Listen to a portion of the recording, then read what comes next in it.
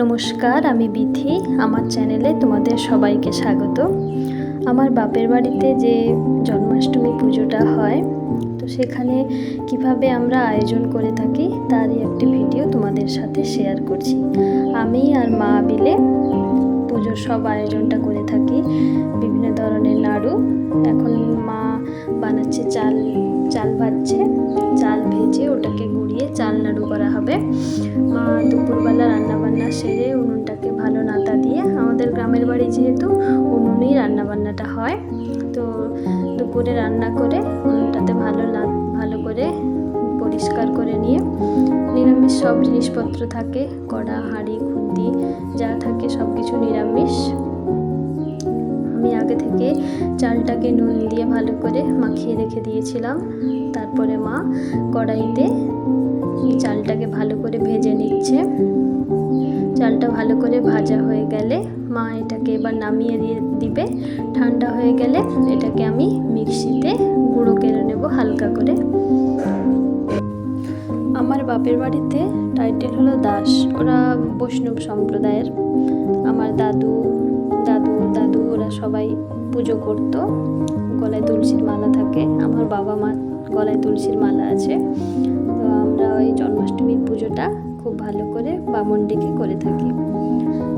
যখন ঠাকুমা ছিল তখন খুব তাড়াতাড়ি দুপুরের খাওয়া দাওয়া সেরে সব নাড়ু বানাবো বলে বসে পড়তাম সবাই মিলে একসঙ্গে। এখন আর ঠাকুমা নেই, মা আর আমি মিলে প্রতি বছরই আমি আসি বাপের বাড়িতে জন্মাষ্টমী পুজোটা করার জন্য। আমার খুব ভালো লাগে।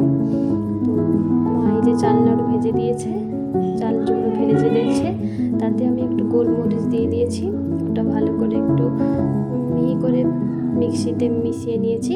এই মিক্সিটা শুধু নিরামিষের জন্যই করা হয়, এই বড়টা। তো এটা মিক্সি হয়ে গেলে মা এই কড়াইতে গুড় দিয়ে দিয়েছে। গুড়টাকে ভালো করে ফোটানো হচ্ছে, একটা চিটচিট ভাব আসবে।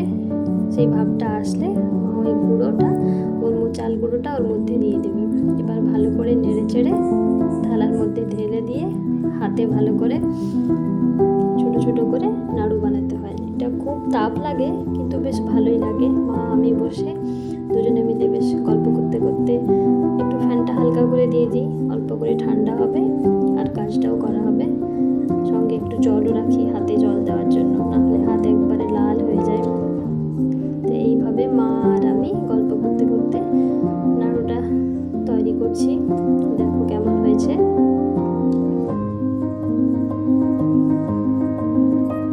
মাঝে মধ্যে সেনু আসে বিরক্ত করাতে, আমিও একটু বানাবো, তো ওকে আর বানাতে দিই না, এতটাই গরম থাকে। ছোট ছেলে, হাত দিলে হাত ব্যথা করবে। মা আর আমি মিলে দুজনে মিলে এই চাল নাড়ুটা বানাচ্ছিলাম। এবারে বেশ দেখলাম মোটামুটি ভালোই হয়েছে, সুন্দরভাবে নাড়ুটা হচ্ছে। মা আর আমি ঝটপট করে বানিয়ে নিচ্ছি। সন্ধেবেলা 8টার সময় ঠাকুর মশাই আসবেন, পুজো করবেন, তার আগে সব কাজগুলো সেরে ফেলতে হবে। চাল নাড়ুটা মোটামুটি রেডি হয়ে গেছে। আমি সুন্দর করে একটা পেতলের থালায় গোল করে কলা পাতাটা কেটে নিয়েছি, তার উপরে চাল নাড়ুগুলোকে সুন্দর করে সাজিয়ে দিয়েছি। এবার মা কড়াইতে দেখলাম গুড়ের পায়েস বানিয়ে ফেলেছে চাল দিয়ে গুড়ের পায়েসটা খুব সুন্দর লাগছে দেখতে, পুরো ক্ষীরের মতো লাগছে। আমার তো দেখে খুব ভালো লাগছে, ঠাকুরকে দেব।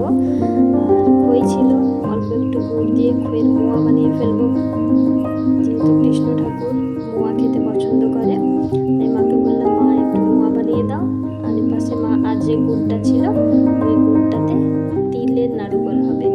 এই তিলের নাড়ু করতে খুব বেশি চাপের, কারণ এটা ঠিকঠাক মতো পাক না হলে এটা করা খুব সমস্যা। আর এতটাই গরম লাগে যে কি বলবো, হাত একবারে নাড়ু করার শেষে একবারে লাল হয়ে গেছিল। মা আর আমার মা অল্প অল্প করে খুন্তি দিয়ে কেটে কেটে ছোট ছোট করে দিয়েছিল পিস পিস করে। পরে আমি ওটাকে একটু শক্ত হতে মা আর আমি মিলে এটাকে একটা গোল বানানোর শেপ দিচ্ছি, যাতে দেখতে আরো সুন্দর লাগে। একটু শক্ত হলে তখনই এটাকে ভালো করে মুড়ে শক্ত করে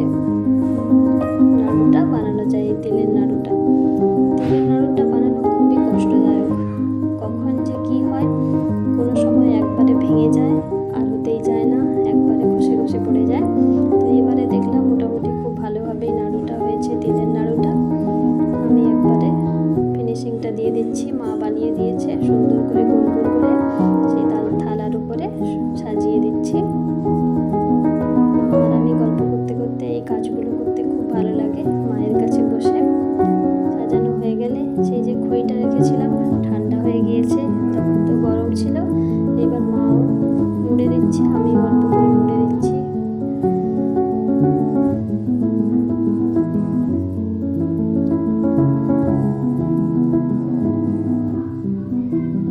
তারপরে এই যে তাল গাছে তাল হয়েছে, তালও পড়েছে, একটু তালের গুলগুলি না দিলে হয় ঠাকুরকে, সেই জন্য মাকে বললাম আমার হাতটা একটু কেটে গেছে মা, তুমি একটু তালের ফাটিয়ে দাও, আমি মাখিয়ে দিচ্ছি। তো মা ছাড়িয়ে দিচ্ছে, আমি এবার মাখিয়ে দেবো ভালো করে।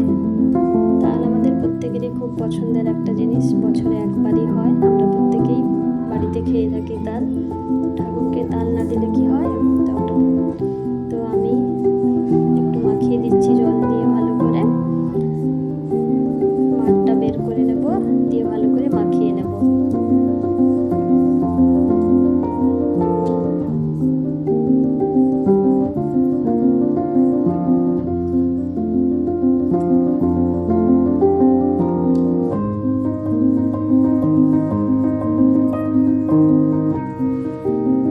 মাঠটা খুব সুন্দর করে ছেঁকে মারিয়ে নিয়েছি। এরপরে এর মধ্যে সুজি দিয়ে দিয়েছি, ময়দা, একটু চিনি, অল্প নুন দিয়ে সুন্দর করে মাখিয়ে নিয়েছি। মাখিয়ে একটা পেস্ট বানিয়ে রেখে দিয়েছি। সুজি দিয়েছি যেহেতু ওটা একটু ফুলে যাবে আর পরে, সেই জন্য ওটা মাখিয়ে ঢাকা দিয়ে রেখে দিয়েছি। তারপরে দেখা যাক মা কি বানায়।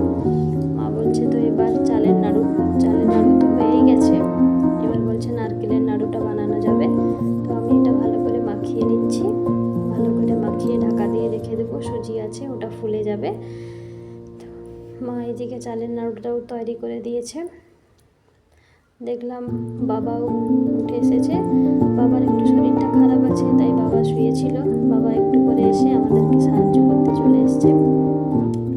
বাবাও আমাদেরকে একটু হেল্প করার জন্য এসছে। বাবা, মা, আমি তিনজনে মিলে বসে ঠাকুরের জন্য নাড়ু বানাচ্ছি। কেমন হয়েছে দেখে বলো। আর আমার তো বেশ ভালোই লাগছে। বাবা, মা, আমি বাড়ির গোপালের জন্য এবারে অনেক ধরনের নাড়ু বানিয়েছি, ক্ষীর বানিয়েছি, পায়েস বানিয়েছি, দুধে সেদ্ধ পুর পিঠেও বানিয়েছিলাম। তো কেমন হয়েছে আমার এই পুরো ভিডিওটা, আর পুরো ভিডিওটা দেখার জন্য তোমাদের সবাইকে ধন্যবাদ। আর কিভাবে আমাদের বাড়িতে মার বাকি পুজোটা হয়, বামন আসবে, তার পুরো ভিডিওটা আমি পরের পার্টে দিয়ে থাকবো। তো আমার যদি এই ভিডিওটা তোমাদের মাঝে ভালো লেগে থাকে তো আমাকে একটা লাইক, কমেন্ট, সাবস্ক্রাইব করে পাশে থাকবে। আর যদি কোনো ভুল ত্রুটি হয়, তো নতুন ভিডিও বানাচ্ছি, ভুল থাকলে অবশ্যই আমাকে ক্ষমা করে দিও। তো জন্মাষ্টমীর উপলক্ষে তোমাদের সবাইকে অনেক অনেক শুভেচ্ছা ও অভিনন্দন রইল। আমার এই ভিডিওটা তোমাদের কাছে কেমন লেগেছে? জয় শ্রীকৃষ্ণ।